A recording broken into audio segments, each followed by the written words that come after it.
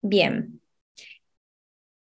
Primero que nada, bueno, les voy a hablar un poco de las fases del tratamiento. Se plantean tres fases en el tratamiento desde el abordaje cognitivo-conductual: el cuidado y la protección para proteger la vida, el tratamiento, que ahora les voy a ir contando un poquito más, y por otro lado, lo último, la prevención de recaídas y detectar principalmente cuáles son las situaciones de riesgo de cada paciente. En cada paciente se va a encontrar la subjetividad con la que llega, y el caso por caso siempre es algo que yo remarco mucho y creo que es súper importante cuando trabajamos con este tipo de pacientes, poder identificar la necesidad y las técnicas, las herramientas o los recursos que podemos utilizar, que encontramos que el paciente responde con interés, con eficacia, que vemos que resulta. No todo se puede aplicar en todos los pacientes y tampoco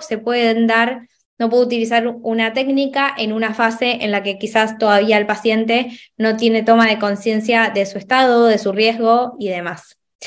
Les voy a hablar, bueno, de las fases. La realidad es que, como les comentaba un poquito al principio, se utilizaron en estos últimos años muchísimos avances en lo que tiene que ver con este tipo de trastornos y potenció muchísimo al árbol de decisión. ¿Qué quiere decir esto? Que cuenta con muchísimas ramas que sitúan las diversas opciones. Digamos, las diversas opciones me refiero a los distintos niveles de actuación, las distintas maneras que podemos tener de intervenir, que esto es un poquito lo que les contaba en cuanto al paciente, al caso por caso. Y esto tiene que ver con justamente cuál es la necesidad, qué es lo que requiere el paciente, etcétera.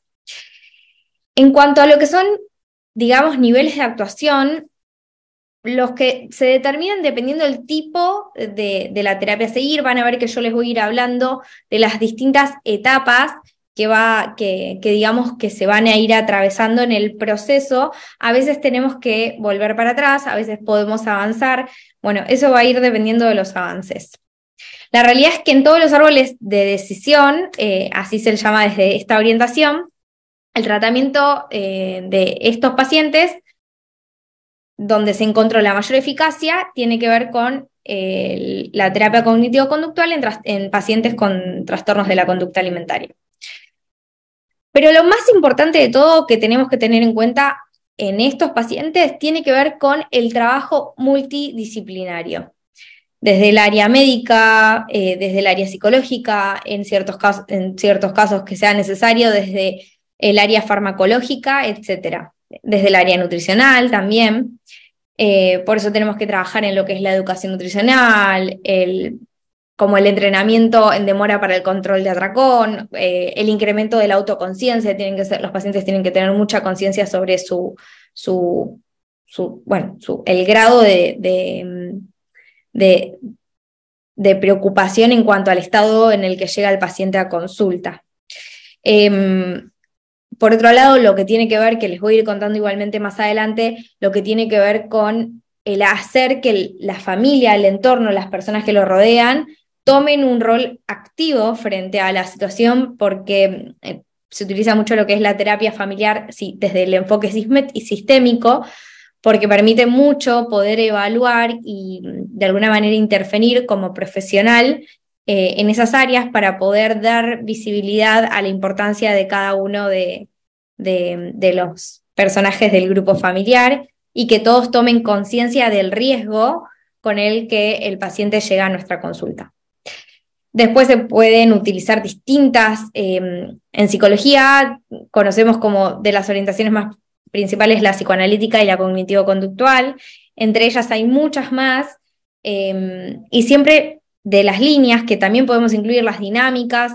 Siempre tenemos que, o por lo menos yo desde mi formación, me parece que como profesionales es importante trabajar desde que uno no se puede quedar solamente con una orientación, sino que tiene que ver qué es lo que resulta y cuál es la técnica, dependiendo de la orientación, que más se adapta a la necesidad del paciente. ¿Por qué la terapia cognitivo-conductual? La realidad es que el objetivo principal de este tipo de abordaje, el objetivo principal es que se produzcan cambios, no solo en los pensamientos, que es lo más conocido y lo más básico, sino en sus conductas, en sus creencias, en sus actitudes, en las emociones que los pacientes tienen distorsionadas. El tratamiento, según el enfoque que yo les voy a hablar hoy, va a buscar conseguir cambios que sean duraderos en los pensamientos, en las emociones relacionados con lo que tiene que ver el peso corporal, la silueta, la imagen corporal, el autoconcepto. La idea es que el paciente pueda disminuir la importancia que tiene para él, ya sea en ciertos casos como por ejemplo la delgadez, y que la comida deje ser el centro, ¿no? Como de alguna manera deje de ser la respuesta cuasi universal ante todo tipo de retos, situaciones, problemas, conflictos que se le plantean en la vida como respuesta cuasi universal. Por ejemplo, cuando hay alteraciones en su estado de ánimo, cuando hay conflictos en torno a las situaciones familiares, de parejas, sociales, educativas, laborales, etc. Ahora les voy a contar un poco qué es lo que está acá marcado. Los voy a profundizar un poco como para profundizarles sobre el tratamiento, un poco cómo se comienza en rasgos más generales, ¿sí? En este tipo de tratamientos, como les comentaba antes, busca la colaboración multidisciplinar. No se puede, es muy difícil. Si yo trabajo como psicóloga de manera independiente, que el resultado en el paciente sea efectivo. Puede pasar que sí, pero es súper importante que trabajemos de manera multidisciplinar porque en mi caso, por ejemplo, siendo psicóloga, yo no puedo trabajar y hacerme cargo del área que implica la parte más nutricional porque me excede y no tengo recursos y no sería, desde ya que no sería ético. Bueno, voy a contarles un poco de los objetivos del tratamiento. Restaurar o normalizar el peso, el estado nutricional a un nivel saludable para el paciente. Evaluar cuál es el tipo de tratamiento que el paciente necesita. En el paciente, hay pacientes que necesitan más de un tratamiento ambulatorio, donde ahí va a incluir posiblemente más una dieta normal, no necesita algo tan permanente, del minuto a minuto, puede manejarse más de manera independiente, digamos, el paciente. Hay un caso un poquito más avanzado, puede incluir la necesidad de un hospital de día, un tratamiento más intensivo, que sea más prolongado a lo que sería un tratamiento más básico o no tan de riesgo, digamos. Y cuando hay escasez en lo que es el tratamiento ambulatorio o en el del hospital de día porque resulta ser insuficiente, porque el paciente presenta muchísimo más riesgo de vida y demás, donde hay algún problema agudo, ahí es donde se indica lo que es la hospitalización del paciente. En los casos más extremos, más de riesgo, ahí es donde se indica la internación. La internación generalmente es temporal, obviamente que depende del manejo del dispositivo, de cómo se manejen en cada institución, pero la idea es que sea en una primera fase y después poder continuarlo de manera ambulatoria. Si hay riesgos en complicaciones físicas, lo primero que se tiene que atacar, acompañado de la contención, el apoyo psicológico, pero primero atender las complicaciones físicas. Después, y van a ver que cuando les hable de las técnicas, algo que se utiliza en las distintas técnicas y en los distintos métodos tiene que ver con la psicoeducación. El paciente para que el paciente tome conciencia de qué es lo que le pasa, qué es lo que le está sucediendo, la raíz del problema, que quizás lleve mucho más tiempo a trabajar y demás, pero lo más importante del paciente y también de la familia, porque en este tipo de pacientes es súper importante poder incluir a la familia, es poder de alguna manera brindarles educación sobre cuáles son los patrones alimentarios y nutricionales sanos. Además se les puede dar recomendaciones generales sobre los principios que tienen que ver con una dieta equilibrada, variedad, proporción, frecuencia. Además, orientar a la persona y a la familia respecto a cuáles son las conductas a seguir, a incrementar la motivación del paciente, que el paciente coopere, que participe. La motivación como base de todo el tratamiento permanentemente y también para evitar recaídas, tenemos que trabajar desde la motivación. Bueno, por otro lado, modificar y mejorar las disfunciones previas o las disfunciones que fueron adquiridas a consecuencia de los TCA. Pensamientos, actitudes, sentimientos, conductas, etcétera. Así también como incrementar el peso, reducir, eliminar atracones, purgas y tratar la depresión, entre otras variables que van a ser de interés. ¿Por qué decimos esto? Porque hay pensamientos que seguramente quizás conocen como típicos, esta cuestión de, si les doy un ejemplo, una paciente mía, llegó a consulta, solamente comía tomate, zanahoria. Ella tenía la creencia, los pensamientos regían desde, si yo como lechuga, si ella se salía de cualquier cosa, por más que sea, entre comillas, vamos a hablar desde entre un alimento sano, ella tenía la creencia de que cualquier alteración que ella podía llegar a hacer, donde se salía de esos dos alimentos que ella ingería, eso le iba a generar un aumento de peso. Las mismas creencias tenía con respecto al gimnasio. Si ella no entrenaba todos los días, eso iba a hacer que ella pierda masa muscular, que ella aumente de peso, etc. Entonces, lo primero que tenemos que hacer en ese caso es poder trabajar en cuáles son aquellos pensamientos, cuáles son aquellas creencias con las que los pacientes llegan, esos pensamientos que la persona fue adquiriendo, fue incorporando, fue validando, y aunque nosotros lo escuchemos y digamos esto no puede ser así, no, una persona no puede pensar de esa manera, la persona lo vive de esa manera y tenemos que creerlo como una realidad que el paciente vive y percibe, y tenemos que acompañar en eso para poder transformar. Es súper difícil hacer la transformación y que puedan. Por eso es tan importante la psicoeducación. ¿De dónde saco la información? ¿Por qué te estoy contando esto? ¿Quién lo dice? O en el área física, si llegan con esta cuestión de que si cambia la actividad física le va a generar una alteración, de contar con un soporte de profesionales, educadores físicos, y que ellos puedan brindar la información para que puedan contar con toda la información y que encuentren que tiene validez en relación a sus creencias, ¿no? Entonces, además, como les dije antes, el disponer de un tratamiento multidisciplinar, terapias siempre desde las terapias con validez, ¿no? Terapias psicológicas, en ciertos casos donde requiere de la derivación con un profesional psiquiatra, porque necesita un tratamiento con psicofármacos, poder de alguna manera combinar las diversas intervenciones. Hay un consentimiento que tiene que firmar tanto el paciente como el profesional, donde se explica todo cómo se va a llevar a cabo, que quizás, es algo que hacemos todos, por lo menos en psicología funciona así, y que el paciente acepta recibir ese tipo de tratamientos.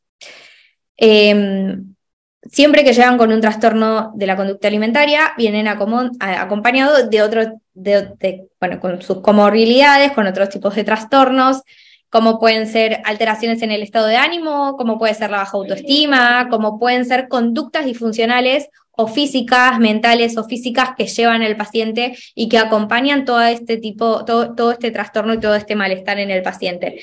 Entonces, no solo vamos a tratar el TCA en sí, sino todo lo que acompaña y con todo lo que viene. Algo muy típico en trastornos de la conducta alimentaria pueden ser pacientes con depresión o pacientes con baja autoestima.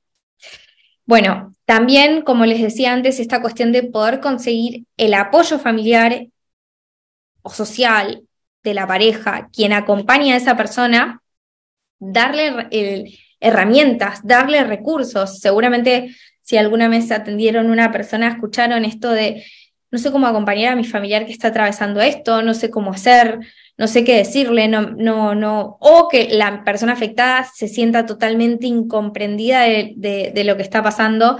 Así que hacer parte a la familia y poder darles recursos también es súper importante. para también evitar situaciones, conflictos que puedan llegar a potenciar el síntoma. Por último, y no menor, tiene que ver con la prevención de recaídas. En cuanto a lo que son prevención de recaídas, se van a abordar las situaciones, se van a prevenir que pueden favorecer, cuáles son las cuestiones, las cosas que se pueden llegar a dar o hacer para de alguna manera reducir, ¿no? esas situaciones. Favorecer en cuanto a la motivación, esto se puede dar más desde la motivación. Lo que se va a controlar tiene que ver la variación del cuerpo corporal, las dietas, los fármacos, el control de hábitos, porque se va a trabajar mucho en el cambio rotundo de hábitos para que sean cambios correctos. Que no haya conductas purgativas, la realización de ejercicio físico excesivo y bueno, como les comentaba, esta cuestión de la parte y el acompañamiento familiar. Ahora sí, bien, la parte más divertida, más interesante, con la que, bueno, hoy estoy un poco acá, que quiero poder brindarles desde mis conocimientos y desde lo que trabajo yo desde el área clínica, tiene que ver con las técnicas desde el abordaje cognitivo-conductual, las técnicas que utilizamos en los distintos pacientes. Hay algunas técnicas que se utilizan para todos los pacientes, como puede ser la entrevista motivacional, por ejemplo, la reestructuración cognitiva. Y después, bueno, les voy a ir contando un poco, como les dije al principio, siempre esto va a depender de la necesidad de cada paciente. Y así como les dije, tengo formación en terapia cognitivo-conductual, si tengo la necesidad de acudir a otro tipo de abordaje para enriquecerme de alguna técnica, también lo hago. O a veces hay recursos que inventamos con el paciente, que no lo dice en ningún libro, que no sale en ningún lado, pero, no sé, una vez generé un registro donde el paciente lo armó de una manera que le sirvió y resultó ser beneficioso para el paciente. Entre las distintas técnicas que tenemos, la entrevista motivacional, las sesiones psicoeducativas, como les conté anteriormente, la reestructuración cognitiva, las técnicas de relajación, entrenamiento en demora, exposición y prevención de respuestas, desensibilización sistemática, resolución de problemas y entrenamiento en habilidades sociales. Les voy a ir contando un poquito cada una de ellas. Empezamos por la entrevista motivacional. La entrevista motivacional se va a repetir en todo el tratamiento. Estas entrevistas están dirigidas a poder facilitar, a favorecer que el paciente tenga una mayor implicación en su tratamiento.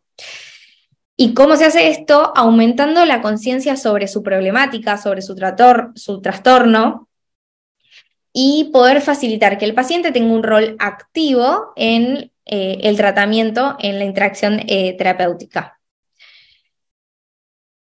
Bueno, como ahí les decía, es más frecuente en las fases iniciales, pero va a estar presente en todo el proceso.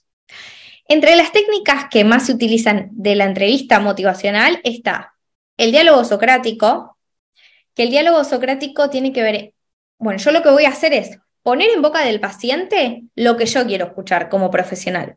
¿Qué quiere decir esto? Un ejemplo puede ser, ¿qué crees vos que tenés que hacer para lograr el cambio? ¿Qué crees vos que si no lo haces, qué es lo que estás perdiendo? Poder poner en generar el pensamiento, generar que el paciente se cuestione y que la respuesta salga de ahí y no brindársela yo de manera directa. Por otro lado, podemos tener las preguntas en tercera persona, porque lo que hacemos es reducir el egocentrismo, donde podemos hacer, bueno, si un amigo tuyo, si un familiar, si alguien está pasando por esta situación, ¿qué harías? ¿Qué le sugerirías? ¿Cómo te comportarías? ¿Cómo crees que se puede llegar a sentir? Y por otro lado tenemos lo que son las preguntas hipotéticas. Que en las preguntas hipotéticas lo que vamos a hacer es aumentar la capacidad que tiene el paciente de abstraerse de la situación y la autoconciencia. Por ejemplo, ¿a quién le podrías recomendar este tipo de comportamiento cuando se siente mal? ¿O qué esperas conseguir dentro de 10 años? Por ejemplo, ¿qué podría llegar a ser? Esas son algunas técnicas que se utilizan dentro de lo que es la entrevista motivacional, perdón. En cuanto a lo que son las sesiones psicoeducativas, también creo que forman parte de un largo proceso del tratamiento. Y la finalidad principal, como yo les decía, esto de que cada profesional pueda brindarles la información correcta sobre las distintas problemáticas que tiene que ver con corregir los errores de información con los que el paciente llega a consulta. Corregir las teorías que los propios pacientes presentan. Muchas veces, hoy en día, con la facilidad que tenemos, el alcance de Internet, Google, es una gran problemática en este tipo de pacientes porque googlean, buscan información, o Instagram, ni hablar. Yo utilizo Instagram como profesional y trato de ser muy cuidadosa con el contenido que transmito, porque Instagram hoy en día hay muchas cuentas de profesionales en nutrición, psicólogos y demás, que hay veces por un posteo la persona lo toma desde su problemática y acepta determinada información que comunican y termina teniendo una carga negativa en el paciente. Bien, reestructuración cognitiva. Tiene que ver con cambiar justamente el estilo inadecuado de pensamientos en los pacientes. Los pensamientos, las cogniciones de estos pacientes presentan distorsiones principalmente en 3 áreas: la alimentación, el peso, la figura corporal, el concepto que tienen de sí mismos, la propia autoestima, la forma en que van a percibir la realidad, su entorno y su entorno. Lo que vamos a hacer con la técnica de reestructuración cognitiva es buscar detectar y modificar cuáles son esas distorsiones, cuáles son esas ideas que son ideas irracionales que existen en el curso del pensamiento del paciente. Existen en el paciente, pero que son creencias que son irracionales. Y justamente esto parte de la premisa de que si las creencias y pensamientos distorsionados son adecuadamente analizados por el paciente, entonces, por ejemplo, si llega a ser que el paciente tiene miedo a engordar, la preocupación por la comida y el rechazo al propio cuerpo van a desaparecer.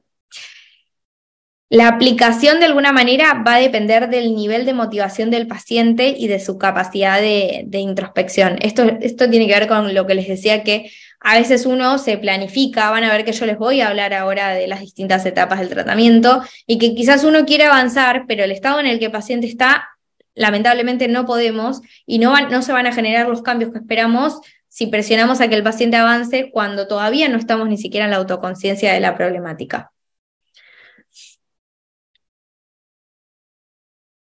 Bueno, esto es lo que les comenté de los pensamientos, de las cogniciones, esto recién se los mencioné. El entrenamiento en relajación. Se va a aplicar en pacientes cuya gravedad, digamos, o tasa de motivación lo permitan, en este caso esta técnica también. Normalmente se aplica en pacientes que no requieren de estar internados, hospitalizados, y se puede llevar y utilizar en los distintos niveles, digamos, de intervención en el que nos encontremos. Lo que vamos a lograr con esta técnica es poder facilitar la distensión corporal, mental, y lo que va a favorecer es la introspección, el autocontrol emocional, el manejo de estímulos que generan ansiedad y malestar en el paciente. Lo que esperamos lograr con esta técnica es que aprenda a reconocer, a identificar cuáles son sus síntomas de ansiedad, qué es lo que genera esa ansiedad. Generalmente hay un estímulo externo que genera, que pueda adquirir estrategias, recursos que puedan que logren reducir las respuestas de ansiedad. Respiración, distensión muscular, distracción cognitiva, esto de correr el foco atencional, por ejemplo, que se puedan sustituir las respuestas inadecuadas por otras más adaptativas. Entonces se los entrena desde las conductas típicas inadecuadas a conductas más adaptativas y que logren resultados para poder generar este estado más de relajación mental y físico. Entrenamiento, la técnica de entrenamiento en demora. Se utiliza principalmente para el autocontrol en la conducta de atracón. La realidad es que en esta técnica se utilizan la utilización de la técnica donde se les va a brindar autoinstrucciones y se enmarca dentro de un tratamiento multicomponente. Ahora les voy a contar de qué se trata esto. En cuanto al método, consiste en no renunciar al deseo de comer una comida que el paciente puede llegar a tomar como peligrosa, aceptando la ingesta, pero comiendo de forma más espaciada a lo que anteriormente o normalmente ingería, digamos, el alimento. Hacerlo de manera más espaciada, haciendo pausas entre porción y porción. Los intervalos de las demoras se van a ampliar de forma progresiva, no es que sea algo de un cambio brusco de un momento hacia el otro, y lo que se va a procurar es que el paciente tenga éxito y lo consiga. Cuando en el proceso de demora llega el momento de comer la siguiente porción, el paciente no debe omitirla, ahí es donde se genera el refuerzo de la demora, y el tiempo entre porción y porción, el paciente debe emplearlo para analizar. Y lo más importante, ¿cuáles son los pensamientos, las sensaciones, las emociones que le está impidiendo poder tener una conducta moderada? ¿Sí? Ahí es donde vamos a poder tener realmente un autorregistro real de lo que le pasa en el momento a momento.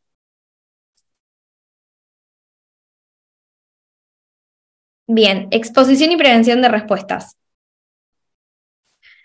Exposición planificada, mantenida y repetida de aquellos estímulos que llevan al paciente al atracón o, en otros casos, al vómito. Esto va a tener que ver con la prevención de la respuesta. Se basa en cuanto a lo que es la teoría en sí, al modelo clásico de contracondicionamiento en el manejo de la ansiedad y el malestar psicológico. Va a requerir de la capacidad de introspección del paciente. Por lo que, ¿qué es lo que vamos a hacer? Acá vamos a encuadrar dentro de un tratamiento de multicomponente también. Y empezamos por, se van a presentar pequeñas cantidades de comida, también en este caso prohibida, y el paciente debe tocar, probar e incluso comer con el objeto de elicitar el impulso de atracón o purga. Se realizan en sesiones seguidas, de 9 sesiones de 45 minutos, y se va a tratar de realizar 3 veces por semana. Durante las sesiones, lo que nos importa a nosotros es que anote, va a ser una escala, de alguna manera, analógica con los sentimientos de tensión, depresión, hambre, saciedad, culpa. Bueno, ahí pueden agregar dependiendo de lo que detecten en cada paciente.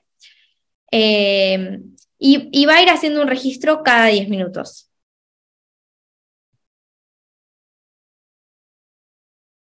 La técnica de sensibilización sistemática. Bien. La finalidad va a tener reducir los niveles en donde el paciente se siente con ansiedad y poder eliminar las conductas de evitación, y lo que se va a intentar es sustituirlas por otras que sean más adaptativas.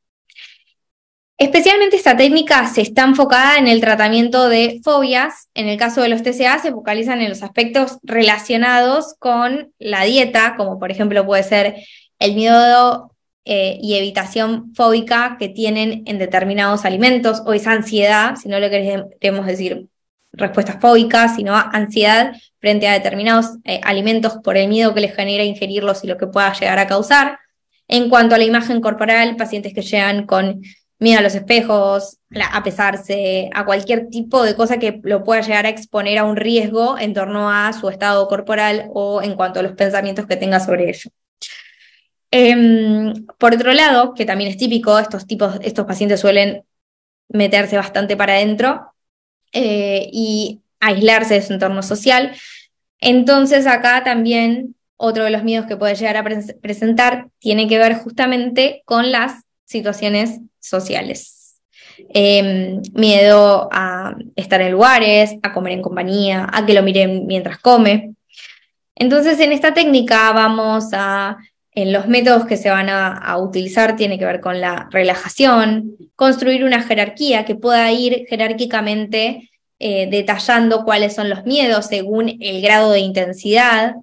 Y la idea es que se pueda ir de manera gradual exponiendo a esos estímulos ansiógenos de forma que son imaginadas con las imágenes mentales o pensamientos que presentan.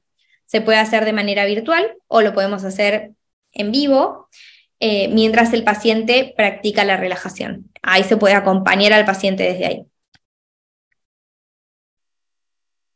Técnicas en resolución de problemas. Bien.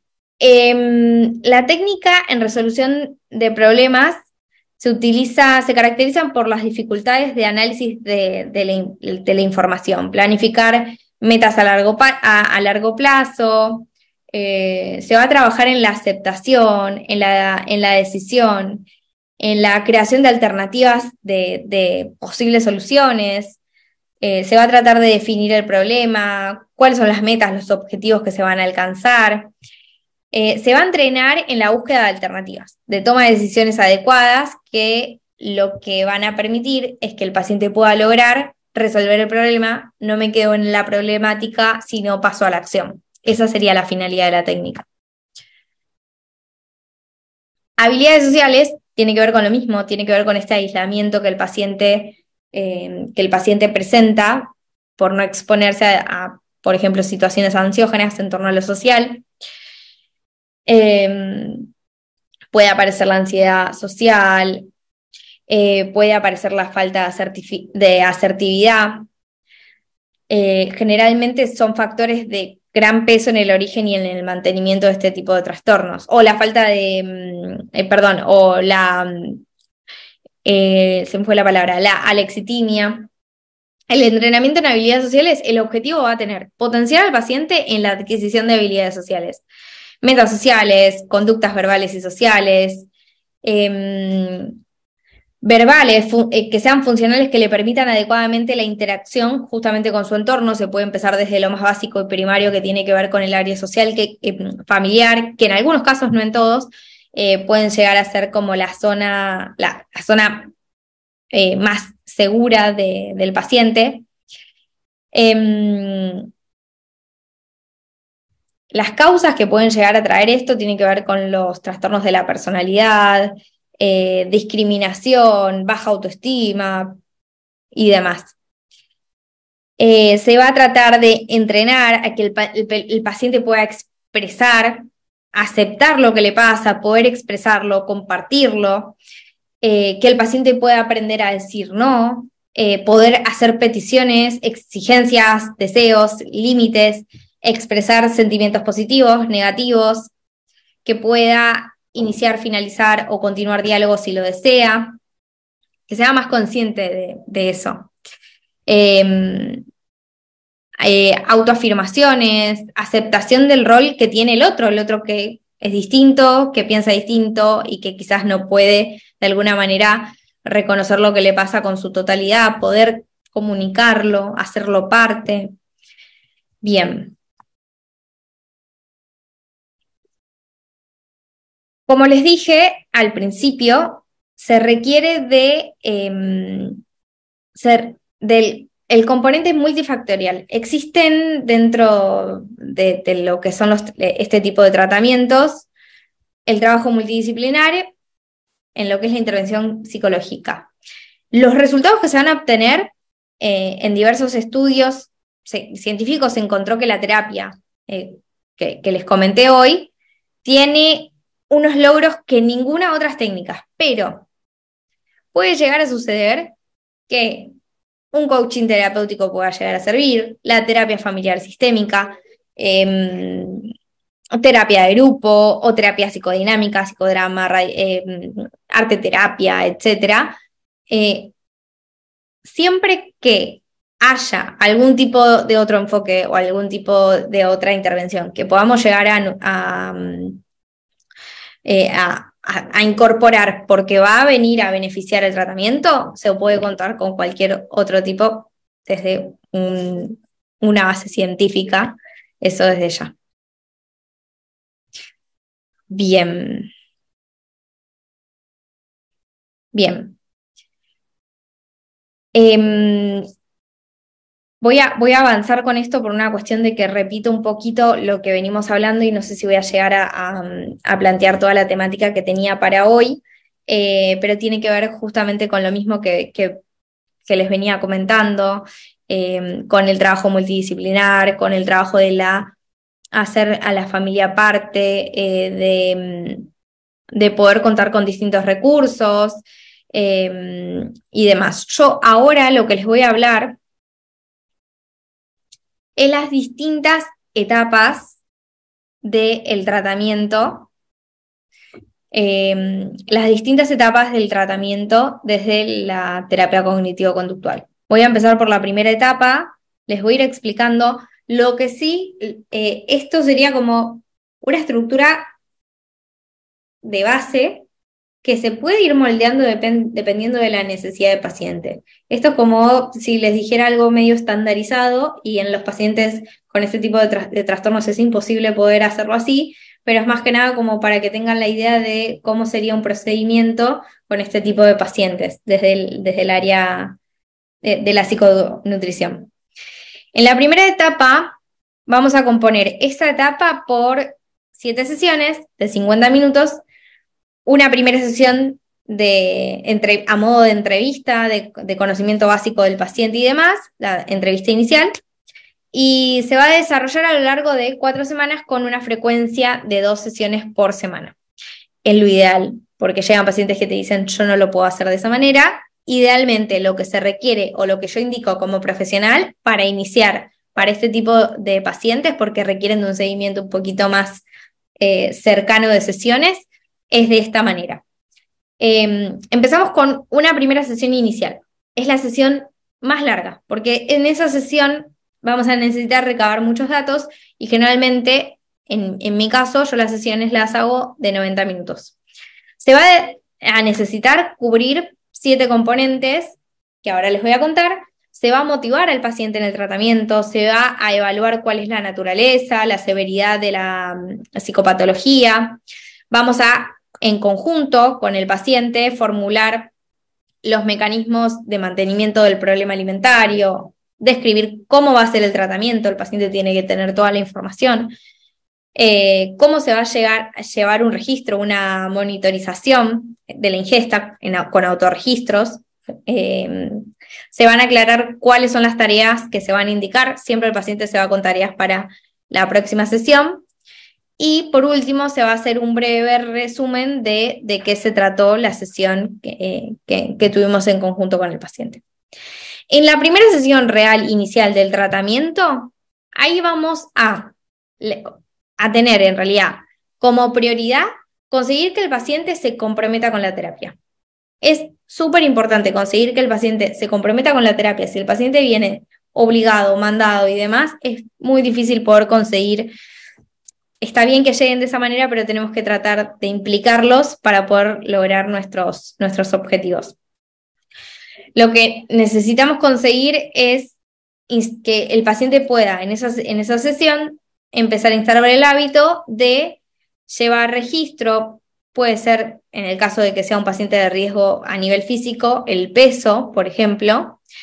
Después se van a revisar esos autorregistros que va haciendo la persona diaria, donde va a incluir información importante como las ingestas de la comida, señalando hora, lugar, qué producen, si hay vómitos, si no hay vómitos, si utilizan laxantes, si tienen pensamientos, si tienen emociones, o cuáles son las circunstancias que se dan de manera digamos, circunstancias que son importantes, que están relacionadas con la ingesta, con la ingesta que tiene el paciente o con los atracones. Se van a revisar la formulación del caso para asegurarnos de que el paciente entiende cómo es el modelo, cómo va a ser su tratamiento. Se va a utilizar como guía y se va a educar principalmente al paciente sobre su peso, sobre las conductas de comprobación del peso o sobre, digamos, todo el papel que mantiene esas conductas para poder, como puede ser, mirarse permanentemente en el espejo. Les hablé de la sesión 1. Entre la sesión 2 y la sesión 7, a partir de la segunda sesión, el tratamiento se va a centrar en obtener cambios. Recién ahí es donde podemos empezar a centrarnos en obtener cambios. La terapia va a seguir una estructura fija. Se va a pesar al paciente, se va a revisar los últimos registros, se van a establecer los puntos a tratar en la sesión de manera conjunta y se van a trabajar sobre los puntos establecidos. Aclarar tareas para la próxima sesión y por último, y como cierre de la sesión, siempre vamos a hacer un resumen para ver qué es lo que le quedó al paciente. En estas 6 sesiones que tenemos en la primera etapa, se van a cubrir cubrir ciertos objetivos. Educar sobre los trastornos de la conducta alimentaria, a través pueden ser de lecturas guiadas, videos y demás.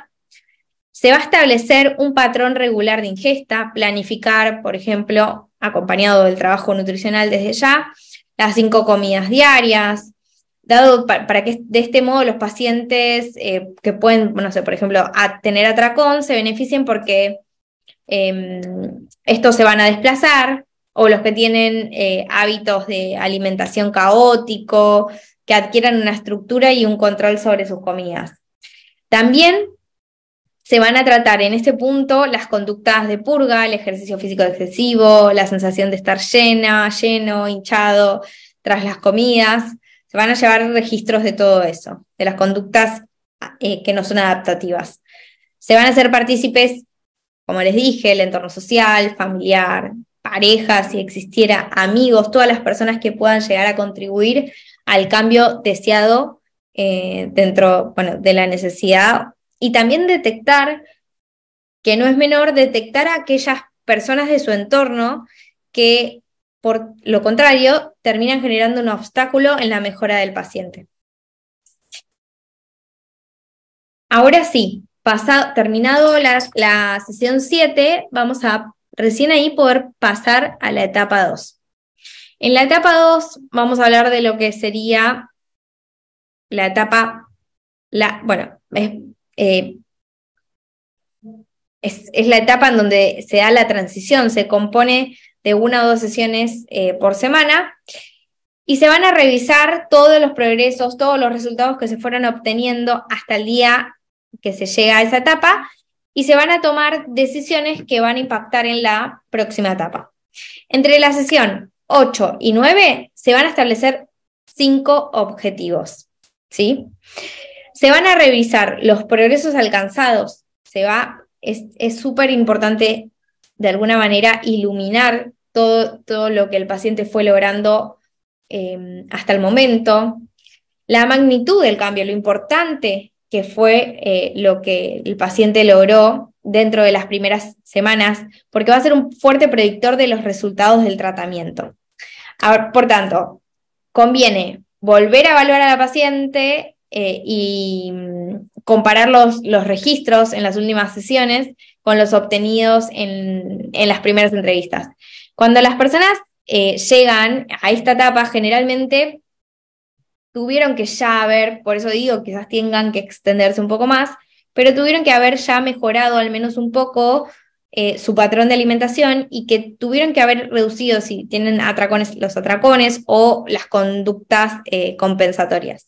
Se van a identificar las posibles barreras que dificulten el cambio, se va a discutir con el paciente los posibles mecanismos que estén obstaculizando el proceso, como pueden ser miedo al cambio, eventos externos, personas, dificultades interpersonales, que haya alguna incompatibilidad con las personas que trabajan en el equipo que está acompañando al paciente, la familia, si hay alguna comorbilidad, como por ejemplo una depresión, si hay desagrado con la terapia, etc. Se va a revisar cómo está formulado el caso hasta ese entonces. Y se va a considerar si hay que cambiar algo, si hay que cambiar algún elemento, si hay que utilizar otra técnica. Se va a decidir si se va a continuar con esta versión o si tenemos que optar por una más extendida, que ahí es donde hablaríamos de que se extiendan las etapas. Y bueno, si hay algún obstáculo, se va a trabajar en las dificultades que presenten dependiendo de lo que quisimos obtener con la primera etapa, antes de pasar a la siguiente. Pero en la etapa 2 lo que vamos a hacer es diseñar. La tercera etapa se diseña. En la tercera etapa es la parte principal del tratamiento porque se continúa con una estructura establecida en la primera etapa, que establecimos en la primera etapa, y se va a trabajar los mecanismos que mantienen el problema. Que pueden ser la sobrevaloración del peso y la figura, la sobrevaloración del control sobre la comida, intentos de limitar la ingesta, la restricción dietética, el mantenerse por debajo del peso saludable, la influencia de eventos externos, los cambios en el estado de ánimo, los hábitos de alimentación. Es importante que nosotros como terapeutas conozcamos la importancia que cada uno de estos mecanismos tiene en el paciente a la hora de decidir sobre cuál se va a trabajar en la próxima etapa y en qué orden necesitamos que esto se haga. Se proponen dentro del diseño las siguientes pautas. Que el paciente con bajo peso, la prioridad sea el aumento y por tanto lo recomendable es en el tratamiento en 40 sesiones. En los que predomina la sobrevaloración de la figura y el peso y el control sobre la comida, conviene comenzar con la siguiente etapa centrándose en estas actitudes, ya que uno de los mecanismos más difíciles de cambiar y que requiere más tiempo de trabajo tiene que ver con esto, con la sobrevaloración del peso, la figura y demás. En pacientes con bajo peso, los intentos de limitar la ingesta y la restricción dietética pueden tratarse en conjunto, y en aquellas en donde el problema alimentario está influido por eventos externos y cambios en el estado de ánimo, esto debe ser tratado en un segundo o en tercer lugar dentro de la etapa 3. Bien, en la tercera etapa, la tercera etapa es la etapa más larga del tratamiento. Está compuesta por 8 sesiones y tiene una frecuencia semanal. El trabajo a lo largo de estos 2 meses va a regir de cuestionar, como les decía, cuando se diseñó, los mecanismos mantenedores según lo que se detectó en el caso por caso. En cuanto a las características del paciente, en cuanto a no solo sus características, sino en cuanto más a sus problemáticas, ¿sí? Bueno, en la etapa 3 no está tan estructurada por sesiones como lo están quizás las primeras sesiones. Sin embargo, se distinguen como en 3 bloques temáticos que se trataron de hacer así y se van a tratar de hacer así a lo largo de las 8 semanas. Por un lado tenemos lo que es la preocupación por la figura, los rituales de comprobación. Pueden ser los rituales de comprobación, sensación de sentirse con sobrepeso, pensamientos y creencias relacionados, intentos de restringir la comida, las dietas, las reglas, el control sobre la alimentación, eventos externos que alteren el estado de ánimo y los hábitos de alimentación. Por otro lado, les voy a hablar de por qué es tan eficaz en este tipo de tratamientos que se tienen que tener en cuenta ciertos criterios como el perfeccionismo clínico. la baja autoestima, la intolerancia a los cambios en el estado de ánimo y las dificultades interpersonales. Y ahora quiero hablarles un poquito de cada uno de ellos antes de ya ir cerrando. El perfeccionismo clínico, ¿a qué nos referimos? Es un mecanismo que va a hacer referencia a un esquema disfuncional de la autoevaluación, donde la valía de la persona es juzgada principalmente por los esfuerzos que están destinados a alcanzar objetivos elevados y por el éxito de conseguirlos. Independientemente de las consecuencias perjudiciales que puedan llegar a traer estos esfuerzos para el funcionamiento, digamos, global de la persona. Es una característica que es súper común en este tipo de pacientes. Existe el miedo al fracaso, comer en exceso, engordar, saltarse la dieta, una atención selectiva a determinadas actuaciones, contar calorías, vigilar el peso y la forma corporal, y una elevada autocrítica. Se autoboicotean mucho, tienen una autocrítica que tiene que ver justamente con esas creencias, con esos sesgos cognitivos que son negativos. Por otro lado, tenemos la baja autoestima. En algunos pacientes con trastornos de la conducta alimentaria, la baja autoestima no consiste simplemente en pensar de manera negativa sobre la persona en sí misma, sino como un resultado de la incapacidad que perciben en sí mismo de la ingesta o el peso, sino en la existencia de una autoimagen negativa que es permanente y que se percibe como parte de su propia identidad, tiene mucho poder sobre las personas.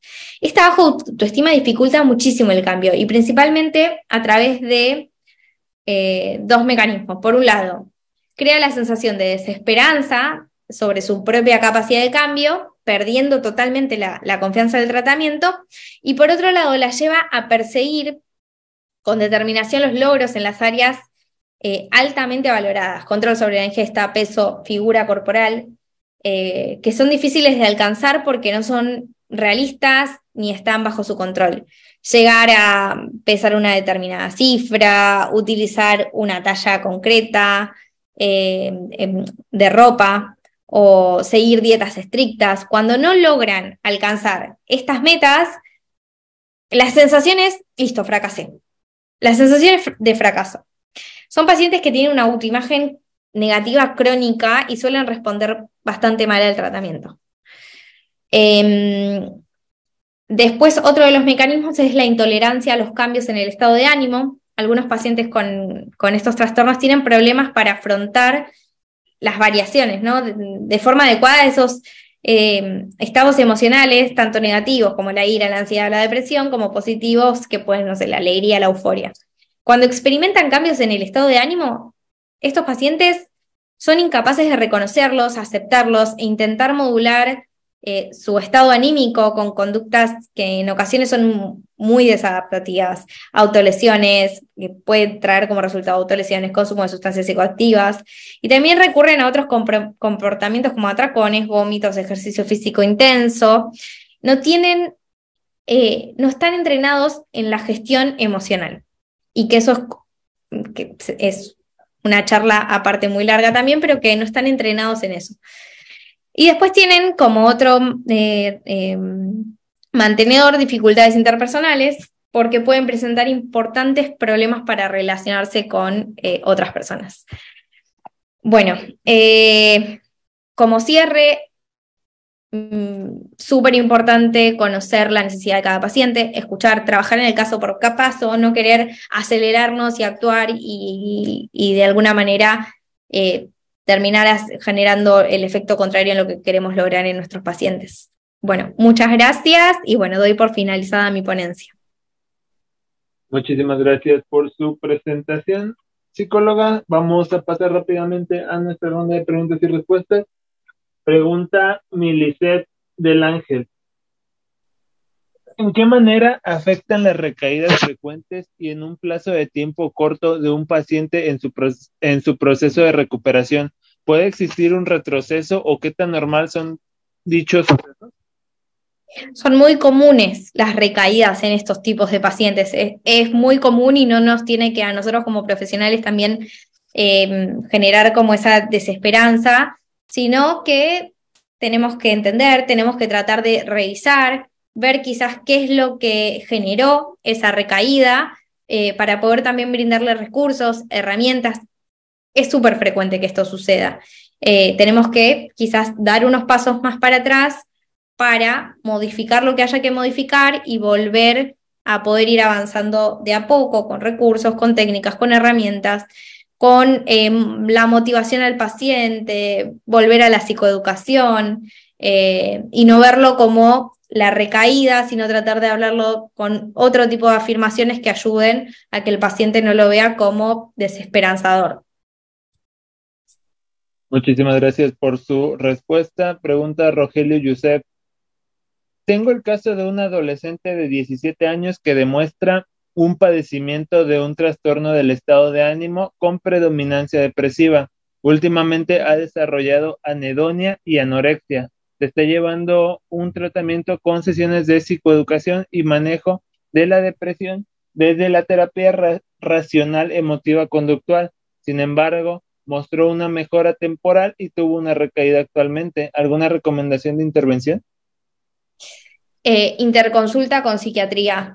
Si no lo está haciendo, lo indicaría como urgencia, porque eso es lo que te va a permitir, y si ya está con psiquiatra, trabajar en equipo con el psiquiatra a ver si hay que hacer algún ajuste, si no indicar como urgencia, uno como profesional, indicar que el paciente acuda a la atención más para poder acudir a empezar un tratamiento farmacológico, y eso te va a permitir poder avanzar mucho más en el tratamiento, porque hay algo que el paciente está necesitando que va más allá de que lo que quizás uno como herramienta de recurso tiene que ver quizás más con algo que falta, que el psiquiatra le puede proporcionar desde su lugar, y así poder trabajar en manera en conjunta, y ahí sí vas a ver resultados más sostenibles en el tiempo.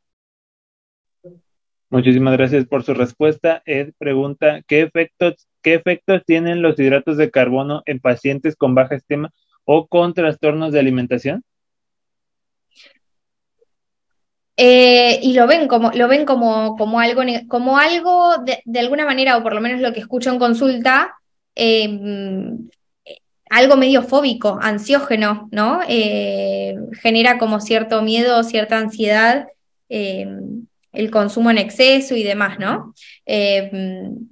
Pero desde lo psicológico, desde lo que perciben, de cómo lo trabajamos desde sus condiciones, pensamientos y demás, eso es lo que genera. Muchísimas gracias por su respuesta. Wendy Carrilla pregunta, ¿cómo tratar a un paciente con trastorno de atracón y depresión que lleva 3 años de tratamiento y no quiere hacer nada respecto a su persona? Difícil, muy difícil. Hablar desde la gravedad de la situación, si estamos viendo que solo el paciente no está pudiendo, poder hacer parte a la familia, a su entorno social, a alguien porque lo loco es que el paciente hace 3 años está en tratamiento. ¿Por qué está en tratamiento el paciente? El paciente quiere mejorar, pero sin embargo hay algo en cuanto a la motivación que no logra encontrar. Hay que trabajar mucho en la motivación, en la esperanza, en que los cambios pueden ser posibles, en la psicoeducación y en la incorporación de su entorno social para que pueda sentir un poquito más de fuerza para poder avanzar. Muchísimas gracias por su respuesta. Vianey Caselin pregunta, en un caso de anorexia, ¿con qué tratamiento o método se debería comenzar?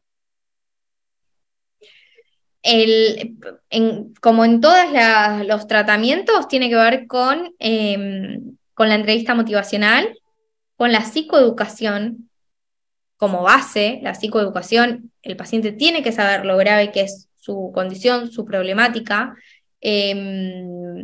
motivar al paciente para que tome conciencia de su gravedad, para que se haga parte, para que involucre a quien quiera involucrar, para que pueda de alguna manera, en estos pacientes hay que hacer fortalecer mucho el vínculo y generar confianza. Y trabajar en los pensamientos. La técnica sería la de reestructuración cognitiva, trabajar en esos pensamientos, esas creencias irracionales, las condiciones que llevan al paciente a las conductas. Igualmente, si hay una cuestión física de gravedad, empezaría desde el trabajo más bien físico para poder llevar al paciente a un estado más saludable.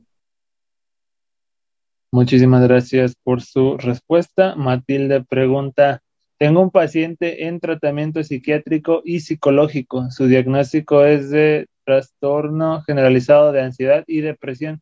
Está siendo hospitalizado constantemente porque siente que va a darle un infarto. Recientemente detecté que está consumiendo demasiado alcohol y en conjunto con un colega médico detectamos que sus bioquímicos están alterados por alcoholismo, severamente, muy severo, y no sé cómo decirle que sé que el problema principal es por su alcoholismo, porque parece ser que él no es consciente de la gravedad de su alcoholismo y lo está escudando con ansiedad. Mm. Bueno, ahí es difícil porque uno no puede acelerarse, porque pues, si yo me acelero, si yo, el paciente no lo habla, lo está evitando, se está defendiendo de eso. Si yo lo expongo, puedo generar que el paciente tome una actitud de, acá no me siento seguro, me voy. Iría muy de a poco, muy progresivamente. Trataría de generar preguntas que me den respuestas y que esas respuestas me hagan poder devolverle un poco de lo que le está pasando.